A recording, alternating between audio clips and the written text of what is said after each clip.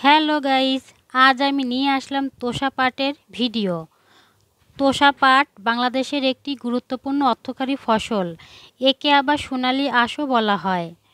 তোষা পাট বীজ বপনের 15 থেকে 20 দিন পর আগাছা তুলে দিতে হয়। 25 থেকে 30 দিনের মধ্যে 2-3 বার আগাছা পরিষ্কার করা ভালো। বীজ বপনের 15 থেকে 20 দিন পর গাছ পাতলা করে দিতে হয়, যাতে গাছের মাঝখানে পর্যাপ্ত বাতাস ও আলো প্রবেশ করতে পারে। গাছের দূরত্ব 5 থেকে 7 সেন্টিমিটার রাখলে ভালো হয়। ইউরিয়া সার প্রয়োগ বপনের 20 থেকে 25 দিন পর। অতিরিক্ত বৃষ্টির কারণে জমিতে পানি জমে গেলে তা সরিয়ে দিতে হবে। খরার সময় প্রয়োজনে সেচ দিতে হবে।